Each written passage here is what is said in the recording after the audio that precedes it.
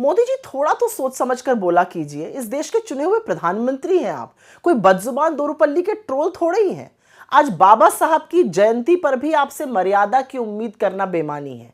आज भी आपने कांग्रेस को कोसा और यही नहीं, एक वर्ग को पंक्चर बनाने वाला तक कह डाला। खैर, आप खुद तो हरियाणा में रैली संबोधित करने के लिए निकल लिए।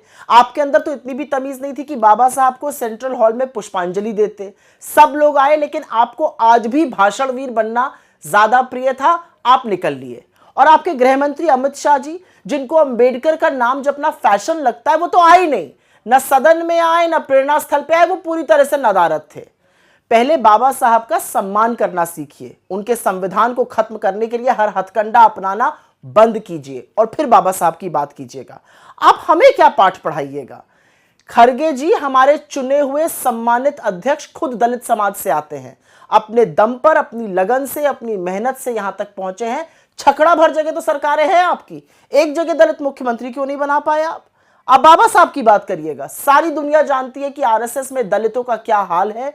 बजाय ज्ञान देने के ये बताइए कि आज तक ठाकुर और ब्राह्मणों को छोड़कर एक भी आरएसएस प्रमुख किसी और जाति का क्यों नहीं बना। एक और बात, आपका इतिहास बहुत काला है। लिखित दस्तावेज बताते हैं कि बाबा साहब को चुनाव हराने में आपके आराध्य सावरकर ने अपने धुर विरोधियों के साथ हाथ मिलाकर इस साजिश को अंजाम दिया था। और ये कौन नहीं जानता कि आपके जनसंघ और आरएसएस के पुरखे, चाहे वो गोलवलकर हो, सावरकर हो, श्यामा प्रसाद मुखर्जी हो, उन्होंने ना सिर्फ बाबा साहब को अपशब्द कहे, बल्कि उनकी तस्वीरें और संविधान की प्रतियां भी जलाई और बहुत भला बुरा कहा था इस संविधान को। सच तो यह है कि आप लोगों को आज भी बाबा साहब के समता मूलक समाज से चिढ़ है। तभी तो आपके तमाम नेता, सांसद और मंत्री और संघ के लोग कितनी बार संविधान बदलने की बात कह चुके हैं।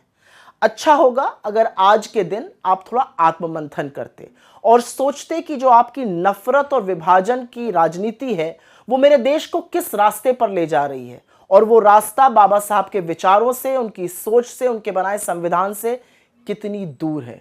कुछ नहीं तो आज तो भाषण के बजाय बाबा साहब को प्राथमिकता देते।